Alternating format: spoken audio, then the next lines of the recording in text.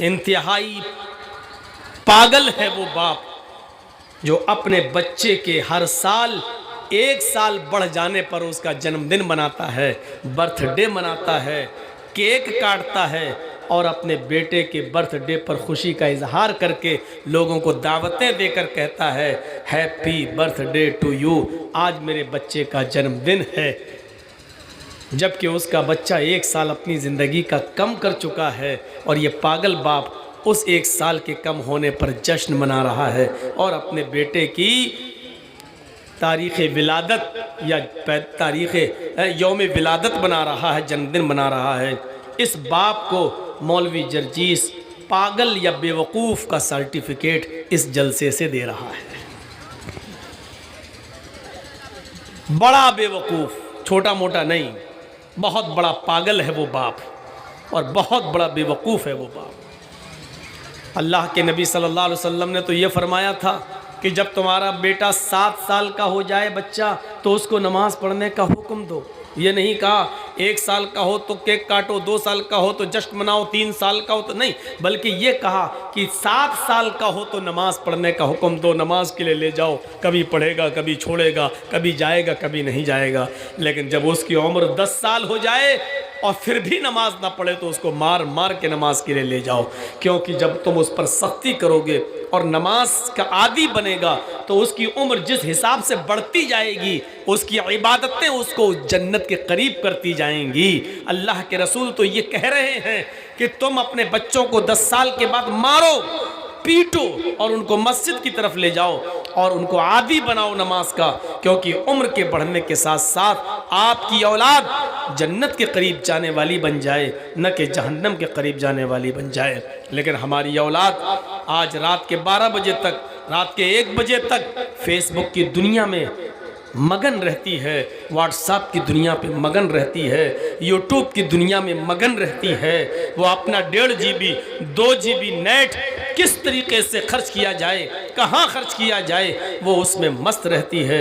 न वो अपनी रात की कदर करती है, न दिन की कदर कर रही है। जबकि अल्लाह के रसूल ने, बुखारी शरीफ की रिवायत है, हज़रत अब्दुल्लाह इब्न उमर के दोनों कांधों को पकड़ कर कहा था, या अब्दुल्लाह कुन फि दुनिया का अन्नका गरीबुन औ आबिरु सबीलिन।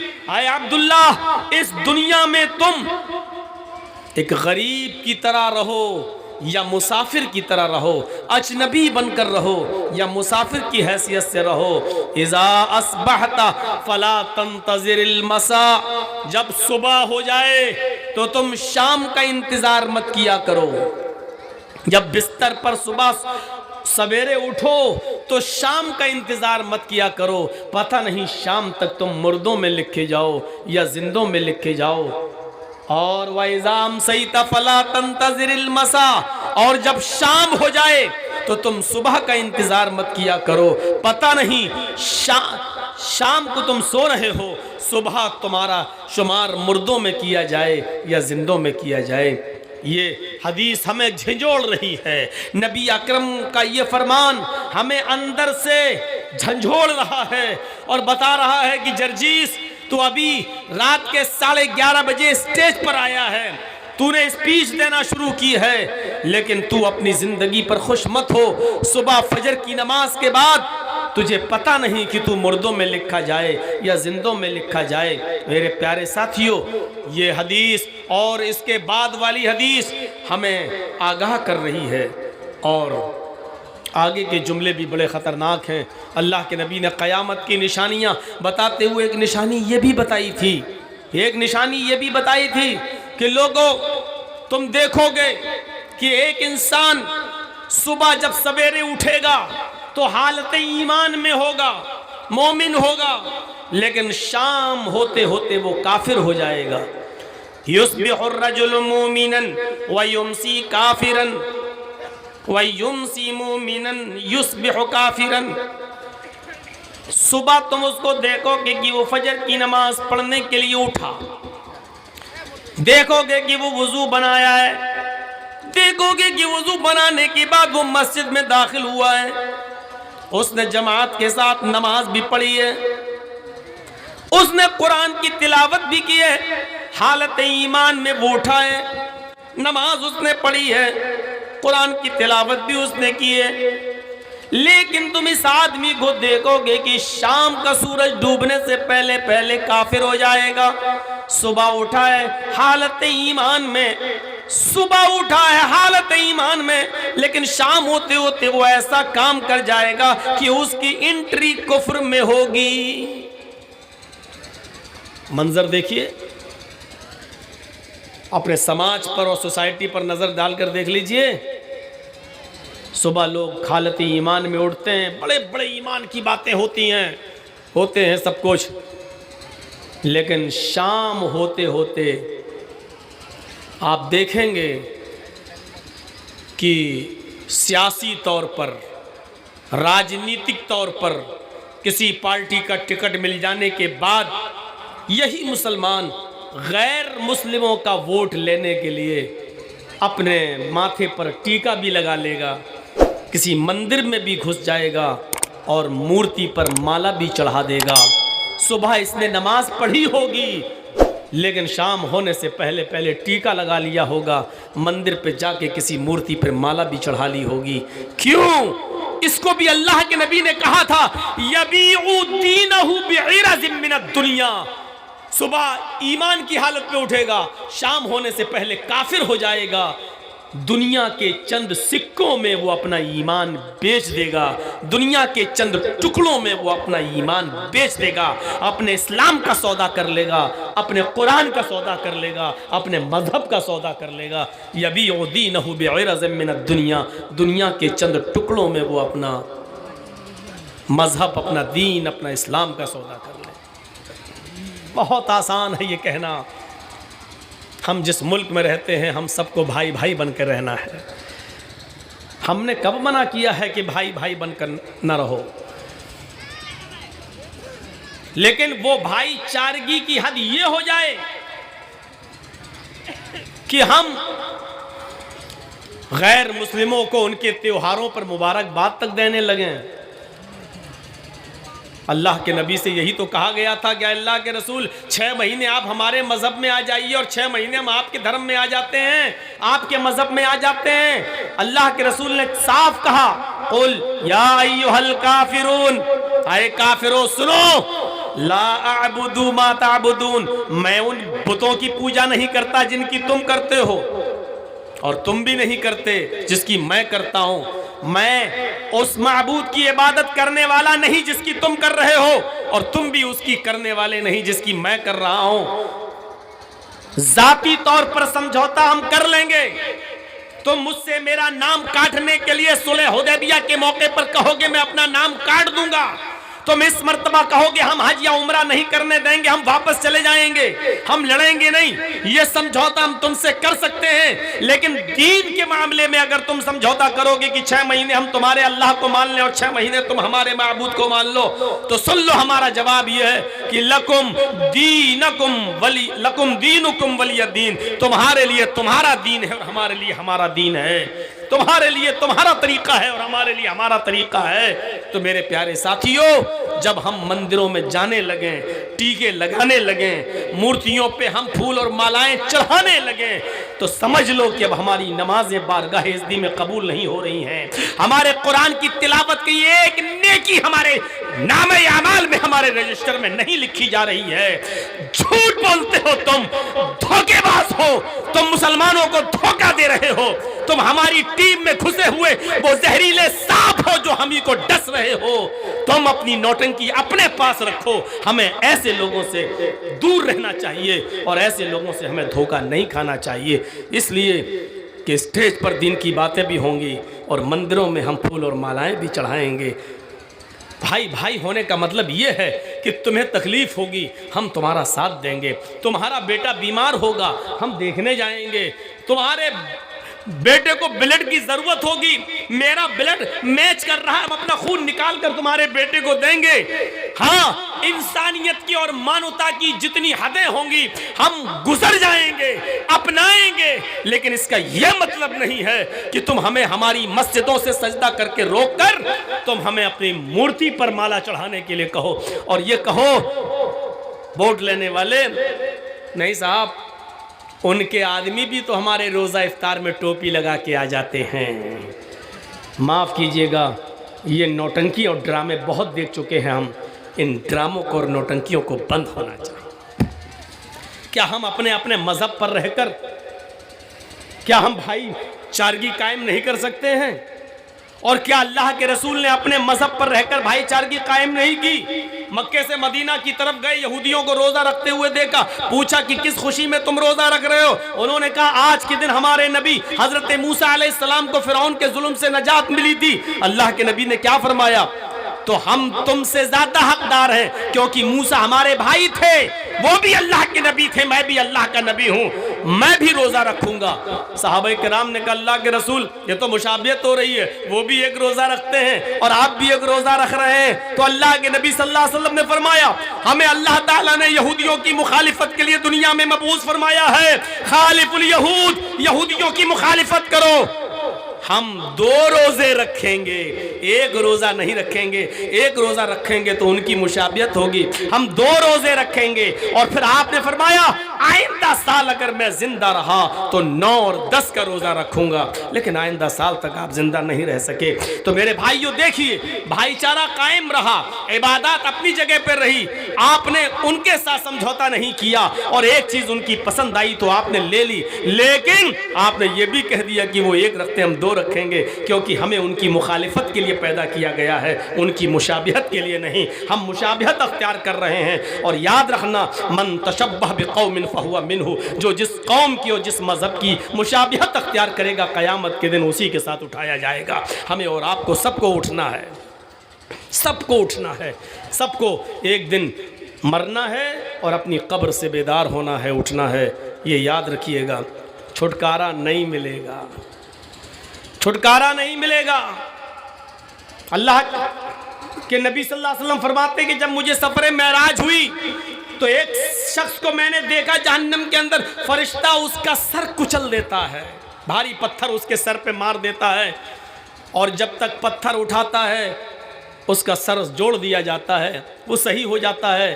फिर उसको लिटाया जाता है, फिर उसके सर पे पत्थर मारा जाता है, उसका भेजा निकल जाता है। पूछा अल्लाह के नबी ने मन हाउलाई या जिब्रील, अय जिब्रील ये कौन लोग हैं जिनका सर कुचला जा रहा है, जिनका सर फोड़ा जा रहा है, जिसका भेजा निकाला जा रहा है?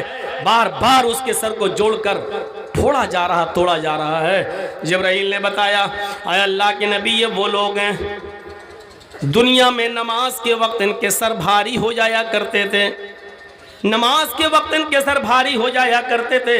और ये वो लोग हैं कि कुरान पढ़कर इन्होंने भुला दिया था, कुरान पढ़कर इन्होंने भुला दिया था, यानी कुरान सीखा था, कुरान पढ़ा था, लेकिन उसकी तिलावत नहीं करते थे, उसको इन्होंने छोड़ दिया था। ये उन लोगों का अजाब है जो नमाज पढ़ते वक्त सर भारी हो जाता। जैसी अजान हुई, यार ये इंडिया पाकिस्तान का मैच है, 2 ओवर रह गए, देख लो, और 2 ओवर देखने के चक्कर में जमात निकल गई। जैसी अजान की आवाज आई वैसी हमारा माल ट्रक पर लद कर आ गया, फोन आ रहा है तुम्हारा माल हमने बेच दिया है, उसको हासिल कर लो कहीं पुलिस ना पकड़ ले। तो अल्लाह ये तो अजान हो चुकी है, जमात का वक्त है, मैं अपना ट्रक देखूं या ये, और ट्रक में लग गया, अपना माल उतरवाने में लग गया और नमाज बाद में पढ़ रहा।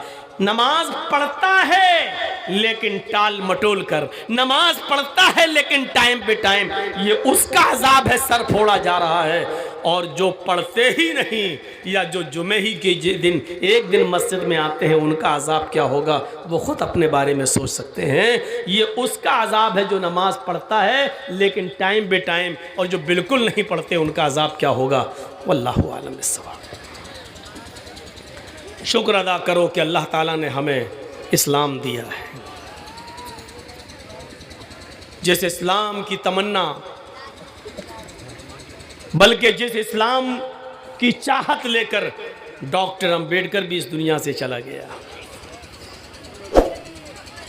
जिस इस्लाम की चाहत बहुत से लोग आज भी अपने दिलों में लिए हुए हैं, लेकिन मेरे बच्चों का क्या होगा, मेरी बीवी का, मेरी बेटी का क्या होगा, इसलिए वो आज इस्लाम कबूल नहीं कर पा रहे हैं।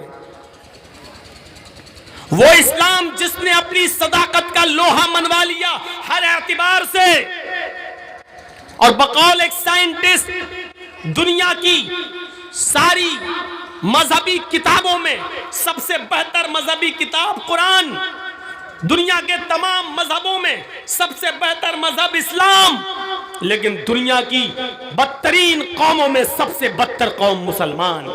ये एक साइंटिस्ट ने कहा था। उसने कहा कि मैंने जब वेद पढ़ा, मैंने तौरात पढ़ी, जबूर पढ़ी, दूसरे मजहब की किताबें पढ़ी, कुरान पढ़ा, तो मुझे दुनिया की सारी किताबों में सबसे अच्छी किताब कुरान लगी। जब मैंने मजहब के मुताला किया तो दुनिया के तमाम मजहबों में सबसे अच्छा मजहब हमें इस्लाम लगा। लेकिन जब हमने कौमों का मुआयना किया, जब हमने कौमों का जायजा लिया, तो दुनिया की बदतरीन कौमों में सबसे ज्यादा गिरी हुई, सबसे ज्यादा बदकमाश, सबसे ज्यादा नालायक, सबसे ज्यादा जाहिल कौम अगर हमने कोई देखी है तो वो मुसलमान को देखी। ये उस साइंटिस्ट ने कहा था। शुक्र अदा करो कि उसने कहा कि दुनिया का सबसे अच्छा मजहब इस्लाम, लेकिन दुनिया की बदतरीन कौम मुसलमान। हमारे बच्चे कहाँ जा रहे हैं, हमारा समाज कहाँ जा रहा है, पढ़ाई लिखाई में हमारा परसेंटेज क्या है, जहालत में हमारा गिराफ कहाँ तक पहुँच रहा है। कभी हमने गौर किया है, कभी हमने सोचा है? जबकि हम ये जानते हैं कि इस्लाम ये कभी न बिगड़ने वाला मजहब है। आज भी चीख चीख कर ऐलान करके कहो, और शायद आपको याद होगा ऑक्सफोर्ड यूनिवर्सिटी के अंदर हिंदुस्तान के 3 या 4 बच्चे जो आपस में बड़े गहरे दोस्त थे, वो पढ़ते थे लंदन में। एक यहूदी था, एक ईसाई था, एक हिंदू था और एक मुसलमान था। इत्तेफाक देखिए, ये चारों बहुत गहरे दोस्त थे और चारों का ताल्लुक अलग अलग मजहब से था। एक दिन कोई मकाला लिखने के लिए ऑक्सफोर्ड यूनिवर्सिटी की लाइब्रेरी में बैठे हुए हैं ये चारों बच्चे। आपस में गुफ्तगू शुरू होती है। हिंदू लड़के का नाम है कृष्णा मेनन, मुसलमान भी वहां बैठा हुआ है, यहूदी भी और ईसाई भी। आपस में इन चारों बच्चों में गुफ्तगू होने लगी। मुसलमान ने कहा कि मेरे दोस्त तुम यहूदी हो, मेरे दोस्त तुम क्रिश्चियन हो, ईसाई हो, मेरे दोस्त तुम हिंदू और मैं मुसलमान हूं। आज बड़ा अजीब इत्तेफाक है कि हम चारों लोग इसी लाइब्रेरी में एक ही सब्जेक्ट पर रिसर्च करने के लिए बैठे हैं। आओ कुछ मजहबी बातें हो जाएं, आओ कुछ धार्मिक गुफ्तगू हो जाए। ठीक है, मुसलमान ने कहा, आ यहूदी, मेरे दोस्त तुम ये बताओ कि तुम किस नबी को मानते हो, तुम्हारे यहां समझाने वाला कौन नबी आया था? उसने फौरन कहा कि मोसेस, मूसा अलैहिस्सलाम। मुसलमान ने पूछा, आए क्रिश्चियन भाई, तुम्हारे दरमियान कौन पैगंबर, कौन नबी आए थे? इसने फौरन कहा जीसस, ईसा अलैहिस्सलाम। उसने हिंदू से पूछा, मेरे भाई तुम बताओ, तुम भी तो हिंदू धर्म के मानने वाले हो, तुम्हारे यहां पर भी तो बहुत से लोग आए डराने वाले, तुम किसको मानते हो? तुम्हारे दरमियान आने वाला नबी कौन था? हिंदू इस बात का जवाब नहीं दे पाया। कृष्णा मेनन कहता है, हमारे यहां डराने वाला तो कोई आया था, धमकाने वाला तो कोई आया था। ईश्वर के प्रकोप से, परले के दिन से, कयामत के दिन से, अल्लाह के अजाब से कोई डराने वाला तो आया था, लेकिन कौन था ये हमें नहीं मालूम। अब इन तीनों ने मिलकर इस मुसलमान से पूछा कि तुम भी तो मुसलमान हो, तुम बताओ कि तुम्हारे पास कौन नबी, कौन पैगंबर आया था? मुसलमान ने हंसकर जवाब दिया हमारे यहाँ जो नबी आए थे, जो डराने वाले आए थे, अल्लाह के अजाब से हमें बाखबर करने आए थे, उनका नाम है जनाब मुहम्मदुर रसूलुल्लाह सल्लल्लाहु अलैहि वसल्लम। सवाल में थोड़ी सी चेंजिंग आती है। ये मुसलमान फिर सवाल करता है, आए क्रिश्चियन मुझे ये बताओ, तुम्हारे दरमियान ईसा अलैहिस्सलाम जीसस आए थे, तो अल्लाह ने, ईश्वर ने, गॉड ने उनको कोई किताब दी होगी, उन्होंने अपनी किताब के मुताबिक लोगों को समझाया होगा।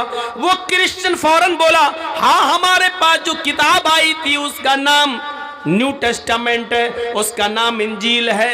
ये अल्लाह की तरफ से आसमानी किताब हमारे नबी ईसा अलैहिस्सलाम को दी गई थी। फौरन उसने यहूदी से पूछा, तुम ये बताओ कि तुम्हारे दरमियान जो नबी आए थे मूसा अलैहिस्सलाम, उनके पास कौन सी किताब थी? अल्लाह ने उनको कौन सी किताब देकर भेजा था? वो किस किताब की तबलीग करते थे? उस यहूदी बच्चे ने फौरन जवाब दिया, उस किताब का नाम है तौरात, जो अल्लाह ताला ने मूसा अलैहिस्सलाम को दिया था। ओल्ड टेस्टामेंट, तौरात हमारे नबी को दी गई थी। मुसलमान ने कहा ईसाई को ईसा और ईसा को इंजील, यहूदी के दरमियान मूसा और मूसा को तौरात। मैं मुसलमान हूँ, हमारे दरमियान मुहम्मदुर रसूलुल्लाह है। हमारे पास जो किताब आई उसका नाम कुरान करीम है। हमें अपनी किताब मालूम है, ये कुरान है। तुम्हें अपनी किताब मालूम है, वो तौरात है। तुम्हें अपनी किताब मालूम है, वो इंजील है। अरे कृष्णा मेनन, तुम भी तो एक धर्म के मानने वाले हो, हिंदू हो। अब तुम ये बताओ कि तुम्हारे दरमियान जो किताब आई है या तुम्हारे दरमियान जो नबी आया था उसको कौन सी किताब दी गई? उस कृष्णा मेनन ने आश्चर्यजनक होकर कहा, जब हमें नबी का नाम ही नहीं मालूम तो किताब का नाम कैसे मालूम होगा? हमें ये मालूम है कि वेद आसमानी किताब है, हमें ये मालूम है कि वेद आकाशीय ग्रंथ है, लेकिन इस वेद का लाने वाला नबी कौन है ये हमें नहीं मालूम। मुसलमान ने कहा, बड़ा ताज्जुब है, ईसाई को मालूम है कि ईसा इंजील कौन लाया? ईसा। यहूदी को मालूम है कि तौरात किसको दी गई? मूसा को। मुझे मालूम है कि कुरान कौन लेके आया? जनाब मुहम्मदुर रसूलुल्लाह सल्लल्लाहु अलैहि वसल्लम। ताज्जुब है, दुनिया के बड़े बड़े मजहबों के मानने वाले अपने नबी को जानते हैं, उस पर उतरी हुई किताब जानते हैं। आए कृष्णा मेनन, तुम भी तो कहते हो कि वेद आसमानी किताब है, लेकिन इस किताब का लाने वाला नबी कौन है? कृष्णा मेनन रोते हुए कहता है, हाँ मुझे मालूम है कि वेद आसमानी किताब है, लेकिन ये नहीं मालूम कि इस किताब का लाने वाला नबी कौन है। आज तक इस भारत में, इस देश में, इस हिंदुस्तान में हम रहते हैं, लेकिन आज तक भारत का कोई पंडित ये साबित नहीं कर पाया है, न उसके पास इस बात का कोई प्रमाण है, न सबूत है कि वेद आसमानी किताब तो मानते हैं, लेकिन इस किताब का लाने वाला कौन है? कहते हैं कि ये हमें नहीं मालूम है। लाने वाला कोई था, है, मालूम नहीं है कौन है, लेकिन आया तो है कोई, लेकिन वो भूल गए। कहते